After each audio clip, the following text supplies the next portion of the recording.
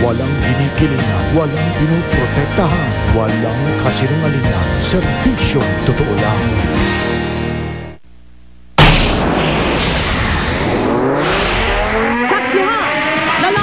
Las Piñas na nag-iisang nanalo ng mahigit 356 na milyong pisong jackpot sa Grand Lotto, kinubra na ang kanyang premyo.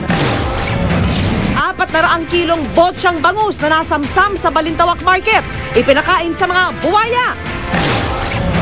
Humaharurot na van, inararo ang burol ng isang sanggol sa Nia Road, Quezon City. Ina ng sanggol, patay matapos masagasaan. Mga scriptwriter at direktor ng mga pelikulang lalahok sa 2011 Metro Manila Film Festival, pinakausapan ng MMDA na wag nang magsama ng mga eksenang may naninigarilyo. Planking o pagpapakuha ng litrato habang nakadapa at nakasubsob ang muka, ginamit para i-promote ang mga tourist spots sa Taiwan. Mga piling video clip ng mga programa ng GMA pwede nang ma-access sa pamamagitan ng video message service. At GMA Network broadcast journalist na si Jessica Soho, binigyang parangal sa Reader's Digest Awards.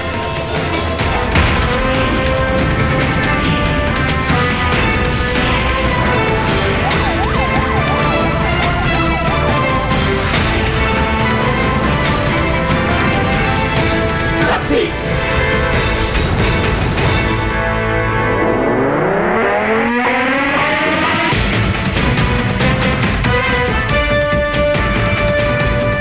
Isang taga Las Piñas ang maswerteng nanalo ng pangalawang pinakamalaking jackpot sa Grand Lotto 655 draw kagabi. Natsempuhan pa siya ng GMA News habang kinukubra sa PCSO ang kanyang mahigit 356 na milyong pisong premyo. Saksi si Micaela Papa.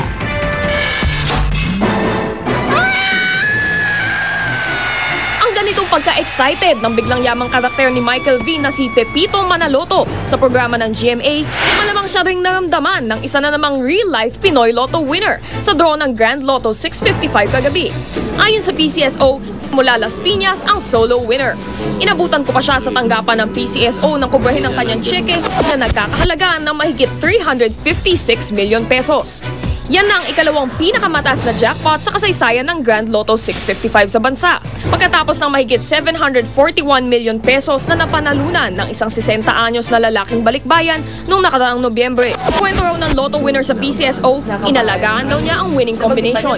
Katunayan, isang 20 pesos na ticket lang daw ang kanyang tinayaan. He was very nervous. In fact, sabi ko sa kanya, magpahinga ka muna at parang hindi pa nakatulog eh. Hindi pa nagsisink in sa kanya kung magkano yung amount na hawakan niya. Babalik daw sa probinsya ang nanalo para sa sariling kaligtasan at gagamitin ang premyo sa pagpapatayo ng sariling bahay at pagpapatapos sa pag-aaral ng mga anak.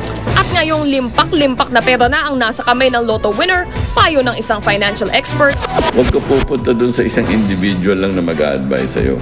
Kakausapin ko yung the top 2 or the top 3 investment houses sa Pilipinas.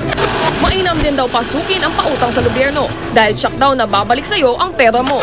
Gobyerno will always pay. Ang gobyerno, pag kinupos ng pera, mag-print ng pera. At higit sa lahat, huwag ka magmadali dahil ikaw ang hari. Hawak mo yung pera. Ako si Micaela Papa, ang inyong saksi. Sa ibang balita, apektado ng bentahan ng bangus, tilapia at maging mga isdang dagat sa ilang pamilya sa Metro Manila dahil sa fish kill sa Batangas at Pangasinan. Pinakain naman sa mga buhaya ang 400 kilo ng botsyang bangus na nasamsam sa Balintawak Market. Saksi si Bernadette Reyes. Sa mga buhayang ito sa isang crocodile farm sa Pasay, pinakain ngayong hapon ang may 400 kilo ng mga botsyang bangus na nasabat sa Balintawak Market sa Quezon City.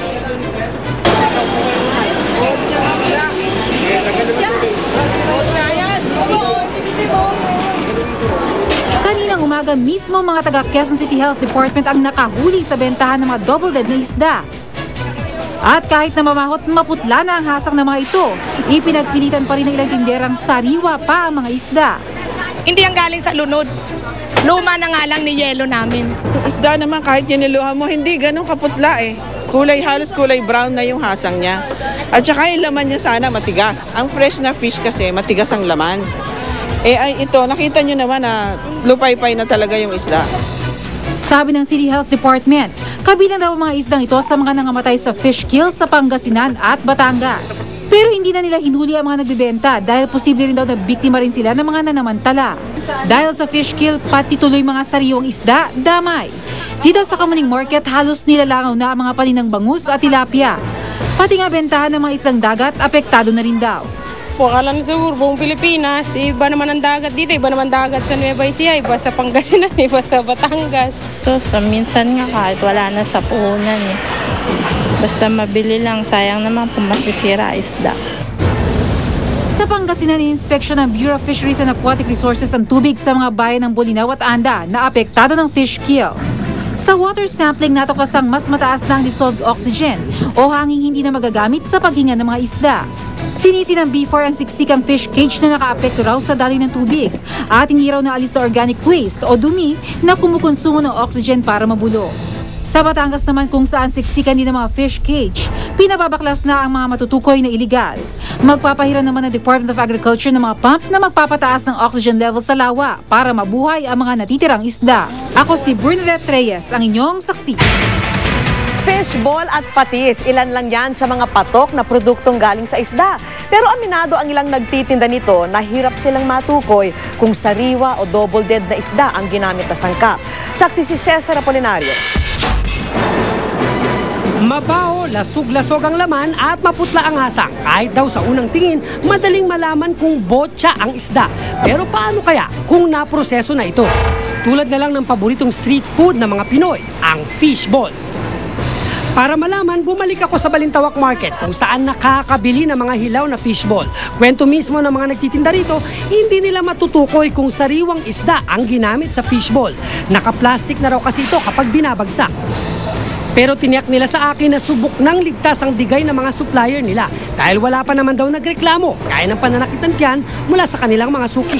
Paano nyo nalalaman kung yung laman ng fishball is safe o hindi? I mean, kung botya siya galing o hindi? Malalaman ba yun? Hindi. Hindi naman nagsasabi yung may-ari. Mismong BIFAR naman ang nagsabing malayong mangyari na makarating sa paggawaan ng fishball ang mga double dead na isda. Most of the fishball actually, wala namang fish doon eh, patis lang yun. So it's basically, it's just the flavor, you know. Bukod dito, bantay sarado na raw ang mga isdang galing Batangas at Pangasinan. Kaya di na raw ito makakarating sa mga paggawaan ng iba pang fish products tulad ng patis. Yung sinasabi niyong bangus na galing po doon sa lake, halimbawa, hindi na pagdating po nun dyan eh, hindi na po niyo mabibenta yun. Kasi yun po yung napakabaho na. Opo, napakabaho na po yun. We're doing our job monitoring these things. Cesar Apolinario ang inyong saksi. Samantala, inararo na isang umaharurot na van ng burol ng isang sanggol sa Nia Road sa Quezon City. Dead on the spot ang nagdadalamahating ina ng sanggol matapos siyang mahagip ng sasakyan. Saksi si Ivan Mayrina. Dito sa Nia Road sa Barangay Pinyahan, Quezon City kung saan nag-aagawan sa espasyo ng kalsada ang mga sasakyan at residente. Nangyari ang kinatatakutan ng ilan. Inararo ng isang van na nawala ng preno ang burol ng isang sanggol. Dito sana diretso. Tutumbugin yung... Oo. Dahil kung hindi niya nakabig yung sasakyan, ubos dito yung mga nagkaka-recross. Ganyan. Ngayon, tumawid naman yung tumawid yung nanay nito, iyon na nakaladkad. Dead on the spot si Elda Coquilla, 26 anyos, ina ng pinaglalamayang sanggol. Nagtamo naman ang mga sugat at balit sa iba't ibang bahagi ng katawan si Teresa Bona at ngayon nagpapagaling sa East Avenue Medical Center. Ayon sa gwardya ng gusaling nasa tapat ng paparadahan ng van, inaayos lang daw ng driver na si Jimmy Almasan ang pagkakaparada ng sasakyan nang bigla itong humarurot pa abante. Tinawid ito ang Center Island at tinumbok ang mga nasa lamay. Naikabig naman ni Almasan ang sasakyan palayo sa karamihan ng mga tao pero natumbok pa rin si Elda at nakaladkad pa umano ng ilang metro. Gate ng driver na aminadong walang lisensya, kahit anong preno'y umabante lang daw lalo ang sasakyan. Naharap siya ngayon sa reklamong reckless imprudence resulting in homicide and serious physical injuries. Preno, halos 4 na tapak ko ata. Hindi nyo steady kung gano'n, tumatakbo pa rin. Kung naman kagustuhan sir na gano'n mangyari. Ang pamunuan naman ng barangay maghihigpit na raw sa mga lamay na ginagawa umanong pasugalan sa Nia Road. Ginagawa hong sugalan ng mga burol dito? Ay, oo. Oo. Impokrita ako pag sinabi kong hindi. Yung mga sinasabing pagsusugal doon, ay minsan talagang na-practice doon sa lugar na yun para lang maipalibing yung patay. Ako si Ivan Mayrina, ang inyong saksi. Samantala, tiniyak ng Department of Health na hindi pa conclusive ang babala ng World Health Organization na tumataas ang panganib ng brain cancer sa palagiang pagtawag gamit ang cellphone. Pero para raw makasiguro, may tips ang DOH para mabawasan ang exposure sa radio frequency electromagnetic field ng cellphone. Saksi si Julius Segovia. Mabawasan talaga kasi may balita na nakaka-brain cancer Kung kabilang kayo sa mga kabado ng tumawag sa cellphone dahil sa babala ng World Health Organization na pinalalaki na palagi ang paggamit nito ang panganib na magkaroon ng glioma, isang uri ng brain cancer. Etong paglilinaw ng Department of Health, hindi pa raw pinalang pag-aaral ng WHO kaugnay nito. Ang classification nila ay 2B lamang. Ibig sabihin ng 2B, possibly carcinogenic. Pero hindi conclusive yung evidence. Hindi sila makakasabi na pag ginamit mo to, magkaka-cancer ka. Kasi nga, yung ibang studies, negative ang resulta. Katunayan, kung cancer din lang naman, hindi hamak na mas dapat pa raw matakot ang mga expose sa usok ng sigarilyo. Kaya naman hindi pa rin sinasabi ng DOH na dapat iwasan na ang palagi ang pagtawag sa cellphone. Gayunman, habang hinihintay pa ang mas malalimang pag-aaral ng WHO, may magagawa raw tayo para hindi gaanong ma-expose sa radio frequency electromagnetic fields ng cellphone. Imbes na tawag, text na lang.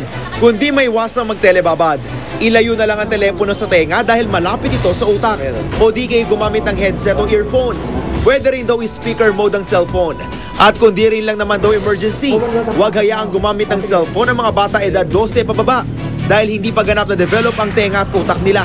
Iwasan din daw gumamit ng cellphone sa lugar na mahina ang signal. Pag a few bars lang, ang cellphone mo magra-ramp up nung power. So mas malakas yung ibabato niya na signal. Katabi ng iyong brain, so mas mataas ang exposure mo. Kaugnay ng babala ng WHO, tiniyak ng Nokia Philippines na sumusunod sa umiiral ng pandaigdigang gabay ang kanilang mga produkto na dati nang itinakda ng health authorities. Wala pang pahayag ang iba pang cellphone manufacturers. Ako si Julius Segovia, ang inyong saksi.